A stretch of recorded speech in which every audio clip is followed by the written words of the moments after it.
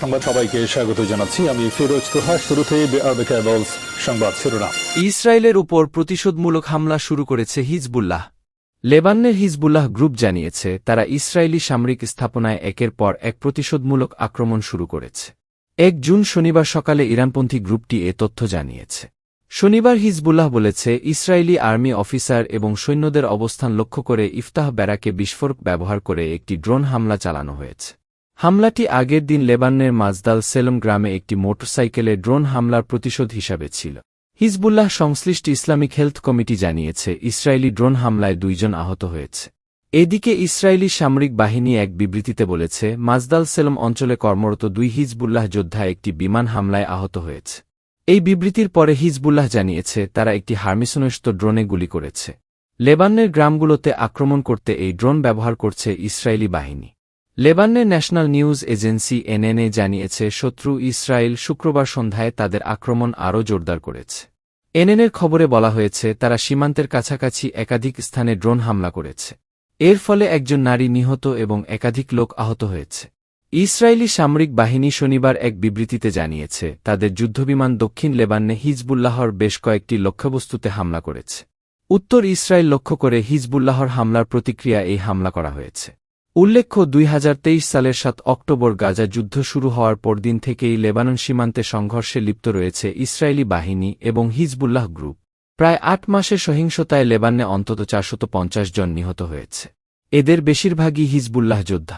অপরদিকে লেবানিজ এই গ্রুপটির হামলায় কমপক্ষে ১৪ ইসরায়েলি সৈন্য এবং ১১ জন বেসামরিক ইসরায়েলি নাগরিক নিহত হয়েছে। যুদ্ধবিরতি প্রস্তাবে রাজি হলে পদত্যাগের হুমকি ইসরায়েলি মন্ত্রীদের। গাজায় যুদ্ধবিরতির জন্য মার্কিন প্রেসিডেন্ট জো বাইডেন যে প্রস্তাব খোলাসা করেছেন তাতে প্রধানমন্ত্রী বেঞ্জামিন নেতানিয়াহু রাজি হলে ইসরায়েলের ২ উগ্র ডানপন্থী মন্ত্রী ক্ষমতাসীন জোট ছাড়ার ও ভেঙে দেওয়ার হুমকি দিয়েছে। অর্থমন্ত্রী বেজালেল স্মোট্রিস এবং জাতীয় নিরাপত্তা মন্ত্রী ইতামার বেনগভির বলেছেন হামাসকে ধ্বংস করার আগে যে কোনো চুক্তি ইসরায়েলের স্বার্থবিরোধী। তবে পাল্টা অবস্থান ইসরায়েলের বিরোধী জোটে। যুদ্ধবিরোধী এই পরিকল্পনাকে সমর্থন করলে বিরোধী নেতা ইয়ার ল্যাপিড ক্ষমতাসীন নেতানিয়াহু সরকারকে সমর্থন করার প্রতিশ্রুতি দিয়েছে। অর্থমন্ত্রী বেজালেল স্মোট্রিস এবং জাতীয় নিরাপত্তা মন্ত্রী ইতামার বেনগভির বলেছেন হামাসকে ধ্বংস করার আগে যে কোনো চুক্তি ইসরায়েলের স্বার্থবিরোধী। তবে পাল্টা অবস্থান ইসরায়েলের বিরোধী জোটে। যুদ্ধবিরোধী এই পরিকল্পনাকে সমর্থন করলে বিরোধী নেতা ইয়ার ল্যাপিড ক্ষমতাসীন নেতানিয়াহু সরকারকে সমর্থন করার প্রতিশ্রুতি দিয়েছে। এর আগে ইসরায়েলি প্রধানমন্ত্রী নিজেই জোর দিয়ে বলেছিলেন হামাসের শাসন ও সামরিক ক্ষমতা ধ্বংস না করা এবং সব জিম্মিকে মুক্তি না দেওয়া পর্যন্ত কোনো স্থায়ী যুদ্ধবিরতিতে যাবে না তারা। প্রেসিডেন্ট বাইডেনের যুদ্ধবিরতি প্রস্তাবটি ৬ সপ্তাহের যুদ্ধবিরতির মাধ্যমে শুরু হবে, যেখানে ইসরায়েলি প্রতিরক্ষা বাহিনী আইডিএফ গাজার জনবহুল এলাকা থেকে প্রত্যাহার করবে। চুক্তি অনুযায়ী পরবর্তীতে সব জিম্মিদের মুক্তি, স্থায়ী শত্রুতার অবসান এবং ব্যাপকভাবে গাজা পুনর্নির্মাণ পরিকল্পনা। প্রেসিডেন্ট বাইডেনের এই প্রস্তাবের পর শনিবার সোশ্যাল মিডিয়ায় একটি পোস্টে অর্থমন্ত্রী স্মোট্রিস জানান তিনি নেতানিয়াহুকে বলেছেন হামাসকে ধ্বংস করা এবং সমস্ত জিম্মিকে ফিরিয়ে না এনে প্রস্তাবিত রূপরেখায় যদি নেতানিয়াহু রাজি হন তাহলে সরকারের এই প্রক্রিয়ার অংশ হবেন না তিনি। প্রায় একই মনোভাব প্রকাশ করে বেনগভির বলেন এই চুক্তির অর্থ হল যুদ্ধের সমাপ্তি এবং হামাসকে ধ্বংস করার লক্ষ্য থেকে সরে আস। তিনি এই চুক্তিকে অপরিণামদর্শী আখ্যা দিয়ে বলেছেন এই চুক্তি মানে সন্ত্রাসবাদের বিজয়, যা ইসরায়েল রাষ্ট্রের নিরাপত্তার জন্য হুমকিস্বরূপ। তিনি এই প্রস্তাবে রাজি হওয়ার বদলে সরকার ভেঙে দেওয়ার কথা বলে। নেতানিয়াহুর ডানপন্থী জোট সংসদে একটি ছোটখাটো সংখ্যাগরিষ্ঠতা নিয়ে আছে। বেনগভিরের ওজমা ইহুদিত ইহুদি শক্তি পার্টির ৬টি আসন রয়েছে, আর স্মোট্রিসের ধর্মীয় জায়নিজম পার্টির রয়েছে মাত্র ৭টি আসন। তারা ক্ষমতায় থাকতে জোটবদ্ধ হিসেবে সংসদে রয়েছে। অপরদিকে ইসরায়েলের সবচেয়ে প্রভাবশালী বিরোধী রাজনীতিবিদদের একজন ইয়ার ল্যাপিড। এই সংকটে তিনি প্রধানমন্ত্রী নেতানিয়াহুকে তার সমর্থনের প্রস্তাব দিয়েছেন। তার দল ইয়েশ আতিদ ২৪টি আসন নিয়ে সংসদে রয়েছে, রাজনীতিতে যাদের ভবিষ্যৎও বেশ ভালো। তিনি বলেছেন বেনগভির এবং স্মোট্রিস সরকার ছেড়ে দিলে জিম্মি চুক্তির জন্য নেতানিয়াহুর জন্য আমাদের সমর্থন আছে। বাইডেনের দেওয়া প্রস্তাবে ইসরায়েলি সরকারকে রাজি হওয়ার আহ্বান জানিয়ে তেল আবিবে কয়েক হাজার মানুষ সমাবেশ করেছে। তারা এ সময় নেতানিয়াহুর পদত্যাগও দাবি করে। এ সময় বিক্ষোভকারী এবং পুলিশের মধ্যে সংঘর্ষের ঘটনাও ঘটে। তখন কয়েকজন বিক্ষোভকারীকে আটক করা হয়েছে বলে জানা গেছে। গাজায় যুদ্ধ বন্ধে ইসরায়েলের নতুন প্রস্তাবে যা আছে। ফিলিস্তিনের গাজায় যুদ্ধ বন্ধে ইসরায়েলের নতুন প্রস্তাব মেনে নিতে হামাসের প্রতি আহ্বান জানিয়েছেন যুক্তরাষ্ট্রের প্রেসিডেন্ট জো বাইডেন। তিনি বলেছেন, এই যুদ্ধ শেষ হওয়ার সময় এসেছে। স্থানীয় সময় গতকাল শুক্রবার হোয়াইট হাউসে সাংবাদিকদের সঙ্গে আলাপে বাইডেন এ আহ্বান জানা। মার্কিন প্রেসিডেন্ট বলেন, ৩ পর্যায়ে নতুন এই প্রস্তাবে গাজায় পুরোপুরি যুদ্ধবিরতি কার্যকরের সুযোগ রয়েছে। এখন সিদ্ধান্ত নেওয়ার সময় এসেছে। হামাসের উদ্দেশ্যে বাইডেন বলেন, হামাস সবসময় বলে থাকে তারা যুদ্ধবিরতি চায়। এখন হামাসের সামনে প্রমাণ করার সুযোগ এসেছে যে তারা আসলেই এটা চায় কিনা। কিন্তু ইসরায়েলের নতুন প্রস্তাবে কি আছে? আসুন জেনে নেই। বিবিসির প্রতিবেদনে বলা হয়েছে, প্রস্তাবটি ৩টি পর্যায়ে বাস্তবায়ন করার কথা বলা হচ্ছে। প্রথম পর্যায়ে ৬ সপ্তাহের যুদ্ধবিরতি কার্যকর করা হবে। এ সময় গাজার সব জনবহুল এলাকা থেকে ইসরায়েলি সেনাদের তুলে নেওয়া হবে। যুদ্ধবিরতির সময় হামাস নির্দিষ্ট সংখ্যক জিম্মিকে মুক্তি দেবে। তাদের মধ্যে নারী, বয়স্ক ব্যক্তি এবং আহত জিম্মিরা থাকবে। এর বিনিময়ে ইসরায়েলে বন্দী থাকা কয়েকশো মানুষকে মুক্তি দেওয়া হবে।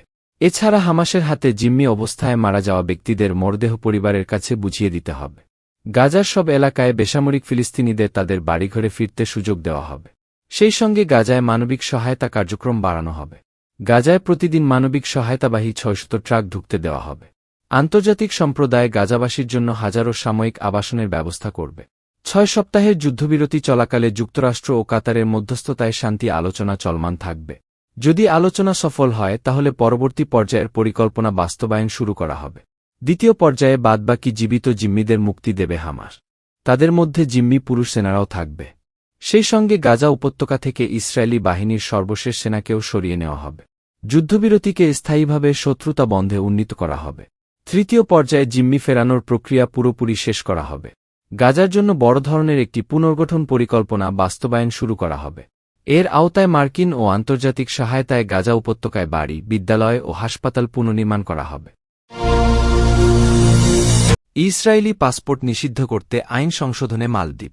প্রতিবেদনে বলা হয়েছে, প্রেসিডেন্টের কার্যালয়ে আয়োজিত এক সংবাদ সম্মেলনে হোমল্যান্ড সিকিউরিটি অ্যান্ড টেকনোলজি মন্ত্রী আলী ইহসান বলেছেন, প্রেসিডেন্ট ড. মোহাম্মদ মুইজ্জু আজকের মন্ত্রিসভার বৈঠকে ইসরায়েলি পাসপোর্ট নিষিদ্ধ করার সুবিধার্থে দেশের আইন সংশোধনের সিদ্ধান্ত নিয়েছে।